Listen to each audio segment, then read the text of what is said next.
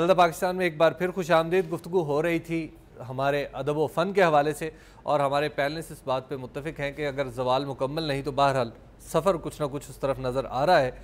और एक बात निकली थी कि मादा परस्ती और जल्द शोहरत हासिल कर लेने का जो ख्वाहिश है वो दरअसल हम देख रहे हैं कि हमारे आर्ट्स की भी ज़वाल का बाइस बन रही है। हम चलते हैं अपने क्वेश्चन की तरफ। जी दोस्त, जिन लोगों की जिस कौम की ज़ुबान एक नहीं होती उनके दिल भी एक नहीं होते। आप जो कुछ दिखा रहे हैं, जो कुछ लिख रहे हैं, जो ज़ुबान इस्तेमाल कर रहे हैं, वो कितने लोग हैं उसको समझने वाले, उसको बोलने वाले? बहुत अच्छा सवाल किया है इन्होंने। हमारे यहाँ जब मैं सियासत में आई तो मैंने उस वक़्त से गौर करना शुरू किया तो मुझे मालूम हुआ कि बहुत सारे शोबा है ज़िंदगी में हमारे यहाँ ज़वाल इसलिए आया कि वहाँ सफ़ारशी लोग लाए गए। मुझे कोई 25 साल हो गए हैं सियासत में, तो मैं यही कुछ देख रही हूँ कि सफ़ारशी लोग आ रहे हैं और जो नालायक से नालायक लड़का होता है या लड़की होती है या शख्स होता है उसी की सिफारिश बहुत बड़ी आती है कि जी इसको फ़लानी जगह पे लगा दें।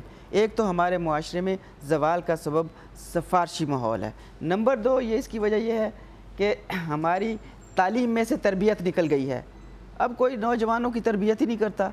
और आखिरी बात, इन्होंने ज़बान की बहुत अच्छी बात की है। टेलीविज़न, इलेक्ट्रॉनिक मीडिया ने हमारी ज़बान को माफ़ी के साथ कहती हूँ बहुत ख़राब किया है। इरफान खोसा साहब, ये जो भी बात हो रही थी अभी, जैसे शहबान साहब ने कहा सिफारिश पे लोग आए हैं, टैलेंट पे नहीं आए। अगर सिफारिश पे आए हों तो कितनी देर चल पाते हैं? प्राइवेट प्रोडक्शंस में ऐसा हुआ कि जो डायरेक्टर्स नहीं थे वो डायरेक्टर्स की लिस्ट में आ गए। लेकिन एक्टिंग में जहाँ तक ताल्लुक़ है वो ये नहीं चल सकता। अगर चांस मिल भी जाए तो वो नाखून चने चबवा देता है। इस किस्म का जो एक्टर होता है वो एक दफ़ा तो उसको चांस मिलता है और वो काम कर जाता है, लेकिन जब वो फिल्म हो या ड्रामा हो, वो जब मंजर आम पर आता है तो वो उसको उसका फल मिल जाता है। लोग नापसंदीदगी का इजहार कर देते हैं और कहने वाले ये कह देते हैं बंदा कोई सिफारिशी लगता है या बीबी जेडी है कोई सिफारिशी। हम अगला सवाल की तरफ चलते हैं। जी, हमारा मुआशरा क़दामत पसंद होने की वजह से मुख्तलिफ़ बंधनों और रुकावटों का शिकार है। हमारे यहाँ मौज़ूआत की कमी है। हमारे अदीब और फ़नकार मौज़ूआत की लिमिट का शिकार हैं। आया मज़हब जो है वो अदब और फ़न की नशो नुमा और इर्तिका में कोई रुकावट डालता है? जो पहला सवाल है वो तो ये है कि लिमिट्स का शिकार हो गए हैं हमारे। जी, मैं समझ गई। लेकिन मैं 12 साल की उम्र से लिख रही हूँ। मैं एक बड़े अदीबाना मजहबी घराने से ताल्लुक़ रखती हूँ और मैंने यूनिवर्सिटी तक तालीम भी हासिल की है और मैं शादी के बाद भी मेरे पर कोई बंदिश नहीं थी लिखने की और आज भी अल्लाह ताला के फजल व करम से मैं लिख रही हूँ। मुझे याद नहीं है कि कभी मौज़ूआत मेरे वास्ते महदूद हुए हों, मना हुए हों। दुनिया का कोई मौजू हो, अगर मुझे लिखने का सलीका है तो मैं उसमें लिख सकती हूँ। मुझे किसी ने कभी मना नहीं किया, कोई कदगन नहीं लगी इधर से उधर से, अंदर से बाहर से, हुकूमत से, मुआशरे से। बल्कि जिस मौजू को भी मैंने जितना नाजुक समझ के उठाया, बाज़ मर्दों औरतों के मौज़ूआत बड़े नाजुक होते हैं, मैंने उनको उठाया, लोगों ने तारीफ़ की कि आपने अच्छा किया। लोग चाहते हैं अदीब से हर किस्म के मौजू पर लिखे, अंधेरे रोशन हर मौजू पर लिखे। मुझे नहीं याद कि इस पाकिस्तान में कभी मजहबी तौर पर आपके ऊपर बंदिश लगाई गई हो या आपसे कहा गया हो। इसलिए ये मैं नहीं मानती कि मौज़ूआत महदूद हैं। सिर्फ़ ये है हमारी सोच महदूद हो सकती है। अब हम जाते हैं दुनिया फिरते हैं, बहुत से मौज़ूआत लाते हैं। हमारा मुशाहिदा और मुतालिया वसी होना चाहिए।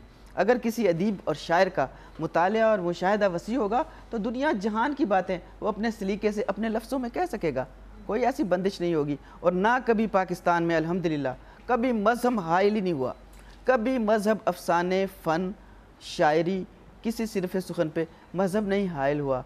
मज़हब तो एक खूबसूरत सी सोच है, वो हाइल कैसे हो सकता? लेकिन मेरा ख्याल है हसन अस्करी साहब इस पे कुछ कहना चाह रहे हैं। जी हसन अस्करी साहब। मैं तो देखिए जी, मेरा फिल्म से ताल्लुक़ है तो फिल्म के बारे में मैं कुछ कह सकता हूँ उससे। और जहाँ तक इसका एक जायज़ा लेना पड़ेगा, जैसे हसन साहब ने फरमाया मादियत की तरफ हम जो हमारा है। लेकिन वो जो सवाल है कि आप मौज़ूआत की तो कोई कमी नहीं, आपने जैसे बताया। देखिए, और मजहबी कदगने भी हैं, मतलब आपके ऊपर सोशल कदगने भी हैं। जी हाँ, हमारी फील्ड जो है जिससे मैं मुताल्लुक़ है, जिस शोबे से मेरा ताल्लुक़ है फिल्म से, उस पे है देखिए जैसे कि फंडामेंटलिस्ट है हमारी सोसाइटी, और इसमें फ़िल्म जो है इसको इस तरह से नहीं वो पजीराई मिली हमें, तो इसका मुझे तो खैर है किसी हद तक एक है, हम पे हैं कुछ लिमिटेशंस हैं, लिखने वाले भी शायद ना हो, लेकिन हम चूँकि हमारा ताल्लुक़ फिल्म से है, एक विजन से है, देखने से है, उससे तो उस पर कुछ लिमिटेशंस हैं। फिल्म के जो डिक्लाइन है उस पर अगर आप देखें तो ये सारे उसमें अदब भी आप शामिल कर लीजिए। फिल्म वालों को तो खैर गैरत भी लोग कहते हैं, इसकी शायरी को भी हालांकि बहुत बड़े बड़े लोगों ने लिखा, लेकिन इसकी शायरी को वो मुकाम, वो दर्जा नहीं मिल सका। अगरचे लिखने वाले बहुत बड़ा नाम थे अदब में भी, तनवीर नकवी साहब भी थे, सैफुद्दीन साहब भी थे, मुनीर साहब भी थे, मुनीर न्याजी भी थे, लेकिन इस शायरी को एक और खाने में डाल दिया गया जिसको अदबी हवाले से उसको वो उतना मोतबर नहीं जाना गया। मेरा ख्याल एहसन अख्तर नाज साहब। लेकिन देखिए अगर हम इसका जायज़ा लें, मुझे भी थोड़ा सा कहने दीजिए। जैसे इन्होंने मादियत की तरफ कहा था, हमारा जो रुझान बढ़ा, देखिए तो इसके आप देखिए असबाब कहाँ से शुरू होते हैं। आप तमाम चीज़ों को अगर इकट्ठा करेंगे तो आपको पता चल जाएगा कि अदब क्यों ज़वाल पजीर है, और फिल्म भी चूँकि इसी माशरे का एक हिस्सा, इसी वजूद का एक हिस्सा है। हम लोग भी, हम लोग अलहदा से तो कोई चीज़ नहीं है, हम लोग इसी वजूद का एक हिस्सा है। तो आप देखिए ये जब से ये इन्फ्लेशन हुई, जो वार, अफ़गान वार जो हमने लड़ी है, उसके बाद एक क्लैशनकोफ कल्चर आया, उसमें एक हेरोइन पाउडर बेचने वालों का कल्चर आया, हम मादियत की तरफ बढ़े, अफरात ज़र हुआ, अफरात ज़र में एक दौड़ लग गई पैसा कमाने की।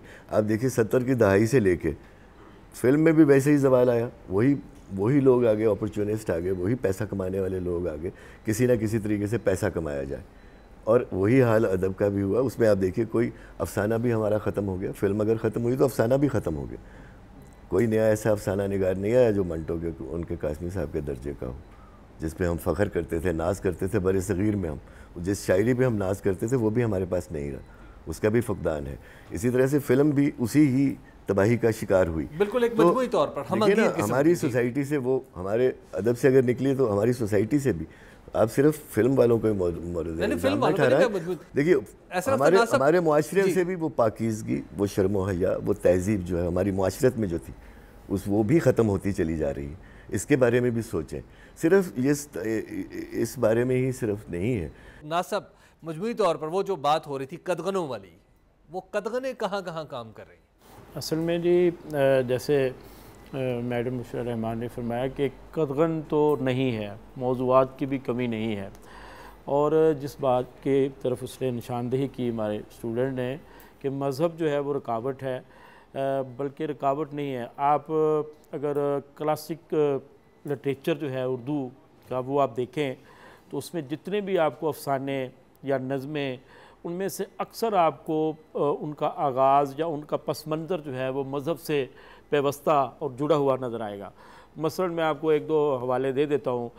कासमी साहब का बड़ा एक मशहूर अफसाना है मौलवी अब्बल, और अशफाक अहमद साहब का एक अफसाना है कि मुल्ला मेरा आइडियल, और सादत हसन मंटो साहब का अफसाना काली शलवार। इन सब का पस मंज़र मज़हब से जुड़ा हुआ है, और माशरे का मज़हब से, हमारे माशरे का मज़हब से जो ताल्लुक़ है उसके हवाले से नए नए मौज़ूआत जो हैं वो अफसाना निगारों ने तलाश किए हैं, उन पर कलम उठाया है। मैडम ने जो नावल लिखे हैं उनमें भी आपको जा बजा कहीं ना कहीं इस पाकिस्तानी माशरे के हवाले से मज़हब का हवाला भी मिलता है। लिहाजा मज़हब जो है आला अदब की तख्लीक में रुकावट नहीं है, बल्कि बहुत बड़ा मुआवन है। ये बात तो पहले क्लियर होनी चाहिए।